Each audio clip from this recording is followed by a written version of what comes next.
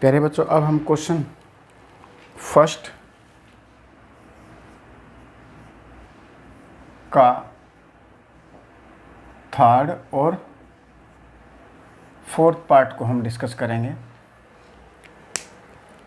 Third part के अंदर क्या बोला गया? The cost of digging a well after every metre of digging when it cost 150 rupees for the first metre and raise by 50 for each subsequent.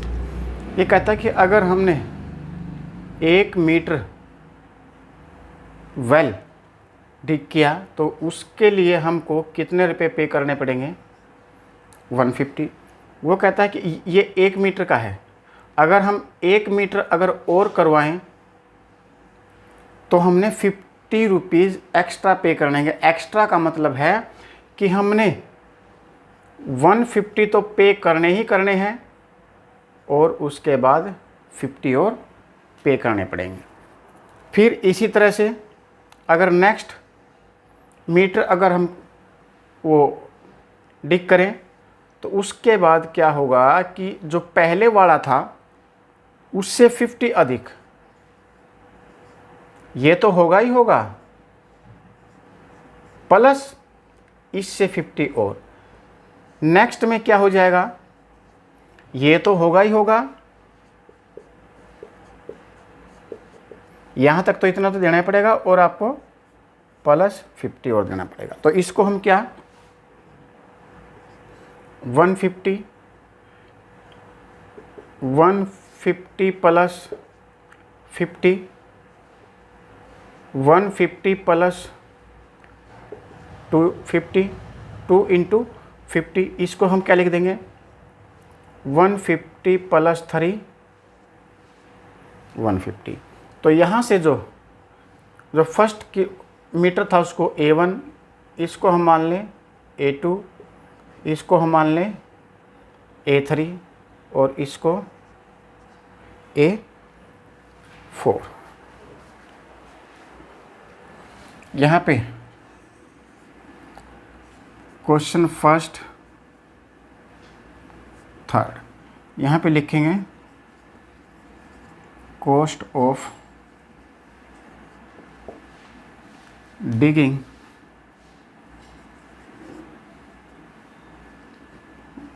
Cost of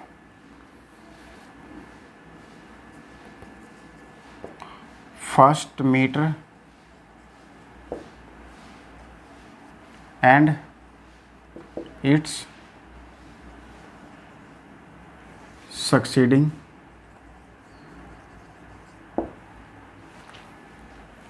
पहले metre के लिए क्या आया है ₹50 और सॉरी 150। नेक्स्ट के लिए क्या आया है 150 प्लस 50।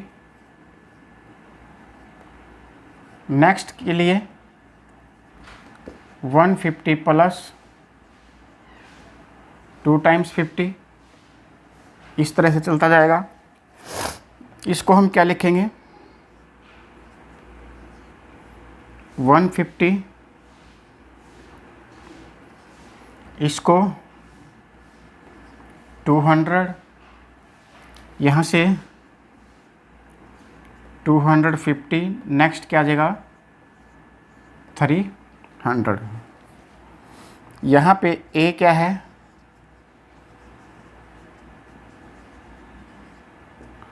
फर्स्ट टर्म और उसकी वैल्यू कितनी है 150। यहाँ पे डी क्या कॉमन डिफरेंस, इसमें से इसको माइनस करेंगे क्या आ जाएगा 50, इसमें से इसको माइनस करेंगे 50, तो सभी में क्या है 50 ऐड है। तो हम लिखेंगे तो 150 200 250 300 आर इन AP। जो इस तरह से जो ये कॉस्ट होगी, जो गिवन जो सिचुएशन है उसके अकॉर्डिंग जो कॉस्ट आएगी वो क्या होगी, AP के अंदर होगी।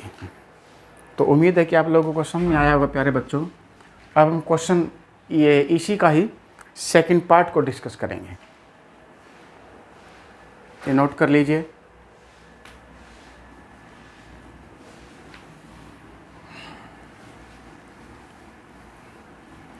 सेकंड पार्ट के अंदर क्या बोला गया है कि कोई अमाउंट है, उसमें बैंक अकाउंट, वो बैंक में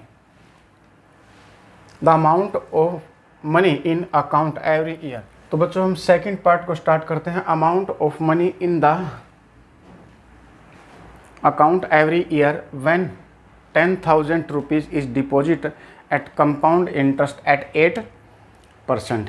ये कहता है कि बैंक के अंदर अमाउंट डिपॉजिट करी जाती है कितनी, 10,000 और किस रेट पे, 8%, और इंटरेस्ट भी कैसा, कंपाउंड इंटरेस्ट। वो कहता है कि आप इस सिचुएशन के अंदर जो नंबर्स गिवन है वो क्या AP में होंगे या नहीं। हमारे पास जो अमाउंट का रिजल्ट होता है वो क्या होता है, 1 + R/100 पावर T। ये कहता है कि जब हम डिपॉजिट करेंगे तो डिपॉजिट करते ही तो हमारे पास कितने होंगे, 10,000 रुपीज़। और यहाँ पे amount for second year, first year, sorry, amount for first year, यहाँ पे अमाउंट फॉर फर्स्ट ईयर वो क्या होगा, प्रिंसिपल, यहाँ पे डायरेक्ट रखेंगे 10,000 बाई 1 + 8/100, ये पावर 1, 10,000, किसी फ्रैक्शन में अगर 1 ऐड करना हो तो न्यूमरेटर में डिनोमिनेटर ऐड कर देते हैं, 100 + 8 800, और ये सेम यहाँ से 2 0। तो क्या आ जाएगा प्यारे बच्चों, ये जो नेक्स्ट जो अमाउंट होगी वो क्या आ जाएगी,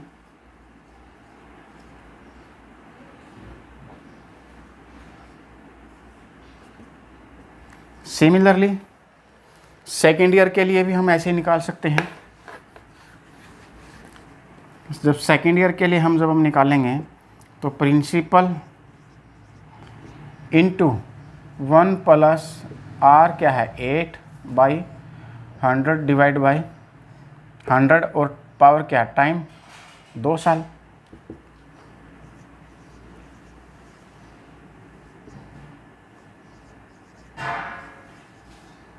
पावर 2 है तो इसको क्या लिख देंगे, 2 × 2 0 2 0, मल्टीप्लाई करेंगे। जब 100 से कोई 2 नंबर में आपसे मल्टीप्लाई कर तो यूनिट डिजिट की मल्टीप्लाई करो, यूनिट डिजिट को आप टोटल नंबर में ऐड कर दो, मतलब 100 में 8 ऐड करेंगे तो कितना आ जाएगा, 64 आएगा, सॉरी।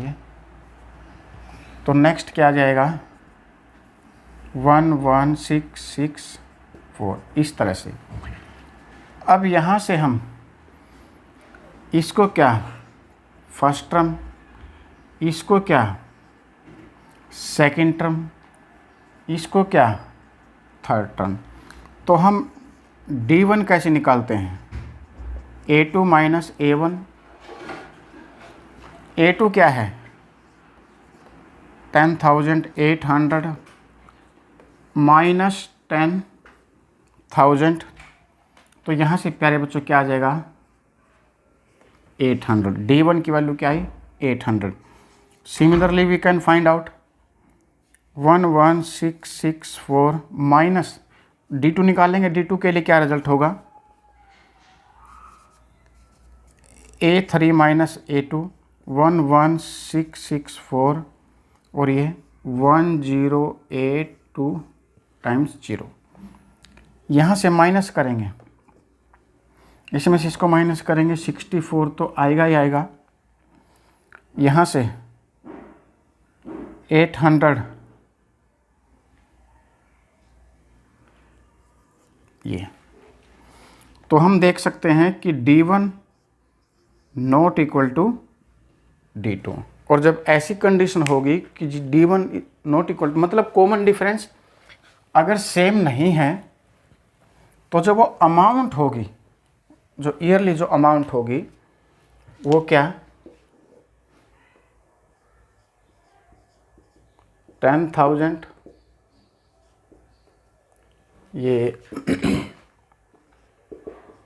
10,800 ये 11,664। तो हम यहाँ देख पा रहे हैं कि D1 not equal to D2, तो हम लिख सकते हैं it is not in an AP. तो ये हमारा ये 4th पार्ट था प्यारे बच्चों, क्वेश्चन फर्स्ट का 4th पार्ट। उम्मीद है कि आप लोगों को समझ में आया होगा। Thank you.